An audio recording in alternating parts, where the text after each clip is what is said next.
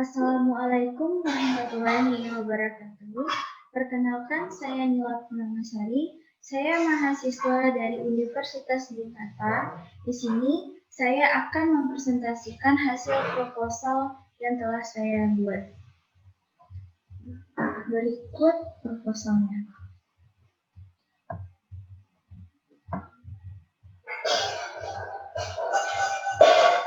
Nah, di sini judul yang saya angkat adalah efektivitas pembelajaran daring menggunakan media WhatsApp bagi guru SD Negeri 32 Teluk Raya.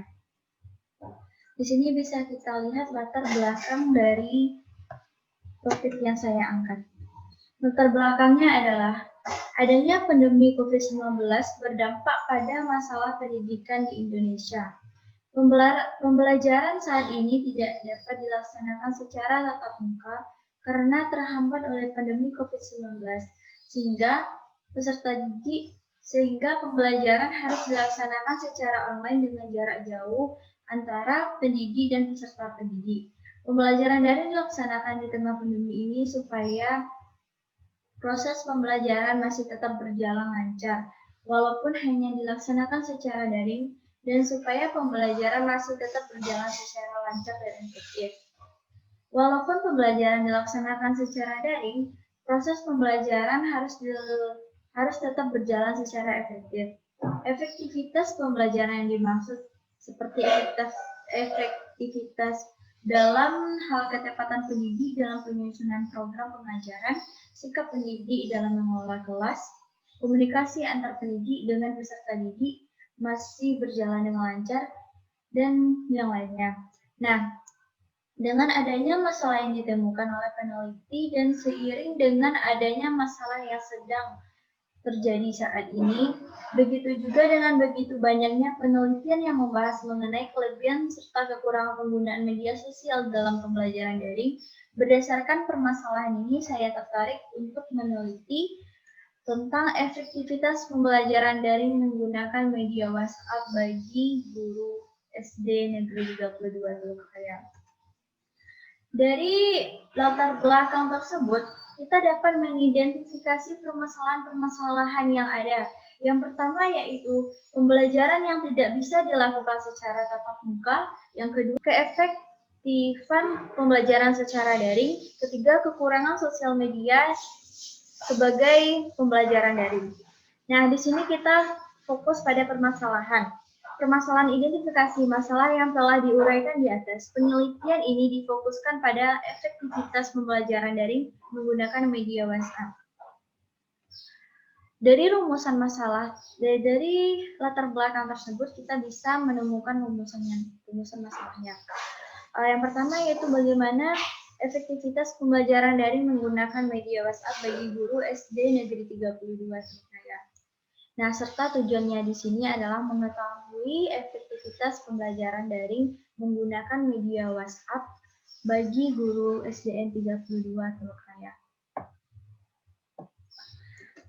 Baiklah, kita lanjut pada bab 2, yaitu tinjauan pustaka. Yang pertama, mengkaji tentang pengkajian teori. Yang pertama adalah pembelajaran daring. Pembelajaran daring merupakan pemanfaatan jaringan internet dalam proses pembelajaran.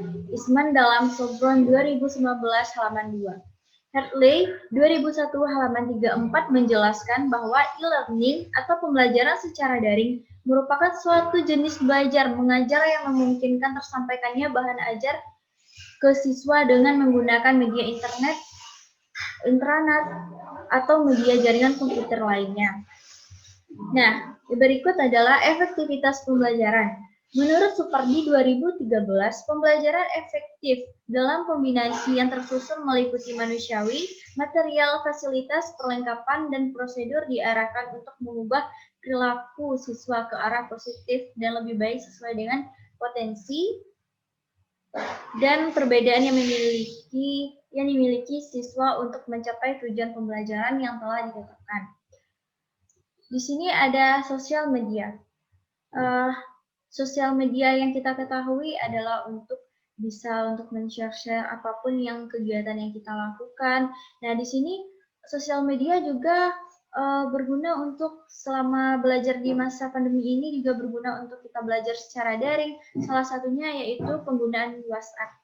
Aplikasi berbasis internet merupakan salah satu dampak dari perkembangan teknologi informasi yang paling populer adalah WhatsApp. WhatsApp merupakan aplikasi berbasis internet yang sangat potensial untuk dimanfaatkan oleh penggunaannya sebagai komunikasi. Nah, dengan menggunakan WhatsApp ini, guru maupun siswa bisa berkomunikasi melalui WhatsApp Group. Namun ada juga kekurangan serta kelebihan dari WhatsApp Group ini sebagai pembelajaran daring. Yang pertama, kelebihan dari media WhatsApp adalah satu, waktu dan tempat lebih efektif, siswa bisa mengikuti proses belajar di rumah. Ya, memang waktu dan tempatnya memang lebih efektif. Dimanapun siswa berada, mereka bisa untuk mengikuti pembelajaran yang berlangsung. Yang kedua, siswa tidak hanya bergantung pada guru, tapi juga bisa belajar untuk meriset sendiri melalui internet. Nah, di sini siswa juga bisa untuk men-searching apapun materi pembelajaran yang sedang ia pelajari melalui media internet lainnya seperti Google ataupun yang lainnya. Nah, di sini ada pun kekurangan dari media WhatsApp adalah yang pertama, sulit untuk mengontrol mana siswa yang lebih serius mengikuti pembelajaran dan mana yang tidak. Memang sih di dalam pembelajaran menggunakan WhatsApp, kita sebagai guru sulit untuk mengontrol siswa, tidak seperti pembelajaran tatap muka yang lainnya. Di sini kita sulit untuk mengontrol siswa, mana siswa yang lebih aktif dalam belajarnya dan mana yang tidak. Yang kedua adalah proses pembentukan karakter siswa untuk menjadi berkurang. Nah, sekarang penelitian yang relevan. Penelitian yang relevan ini adalah penelitian kita yang hampir atau yang menyerupai penelitian orang lain. Nah, di sini penelitian yang relevan dengan penelitian ini yang dilakukan oleh Afifatur Rahmawati 2015 dengan judul Efektivitas Pembelajaran. Kesimpulan dari penelitian ini, pembelajaran di TK Miftahul Huda dapat berjalan dengan efektif karena adanya penerapan pembiasaan yang dilakukan secara terus-menerus sehingga anak terbiasa dengan kegiatan yang dilakukannya selama di sekolah. Yang ketiga adalah kerangka konseptual. Efektivitas menggunakan WhatsApp Group terhadap pembelajaran di SDN 32 Teluk Raya yang ingin digali lebih dalam untuk dicari faktor apakah efektif bagi guru kelas 5 dalam menggunakan WhatsApp Group. Untuk meninjau permasalahan tersebut, peneliti melakukan penelitian dengan menggunakan atau pengamatan secara online. Nah, berdasarkan di sini banyak guru yang mengatakan bahwa pembelajaran secara daring ini, apalagi menggunakan media WhatsApp Group ini memang tidaklah efektif dikarenakan proses belajar mengajar hanya secara daring dan juga guru juga tidak bisa memantau apakah siswa tersebut aktif ataupun tidak. Si guru jadi tidak bisa melihat mana siswa yang bersungguh-sungguh dalam proses pembelajaran dan mana yang tidak. Nah, di sini adanya berdasarkan semua permasalahan tersebut, pertanyaan dari peneliti adalah bagaimana efektivitas pembelajaran daring menggunakan media WhatsApp bagi guru SD Negeri 32 Teluk Raya. Baik, kita lanjut pada bab 3 yaitu metode penelitian. Jenis penelitian. Penelitian yang digunakan pada penelitian ini adalah penelitian deskriptif kualitatif. Penelitian kualitatif bertujuan untuk menjelaskan fenomena dengan sedalam-dalamnya melalui pengumpulan data sedalam-dalamnya. Penelitian ini tidak mengutamakan besarnya populasi atau sampling, bahkan sampling sangat terbatas. Nah, di sini kita menggunakan penelitian kualitatif untuk menggali atau untuk menggali data-data yang lebih dalam lagi. Baiklah, pelaksanaan penelitian. Yang pertama, menentukan masalah atau rancangan penelitian. Terlebih dahulu kita akan menentukan masalah apa saja yang bisa kita angkat untuk meneliti dan untuk kita jadikan sebuah proposal. Yang kedua, memilih lokasi atau tempat penelitian. Kita juga harus memilih lokasi atau tempat penelitian. Misalkan kita ingin berlokasi di Padang. Nah, di sana kita bisa untuk menelitinya.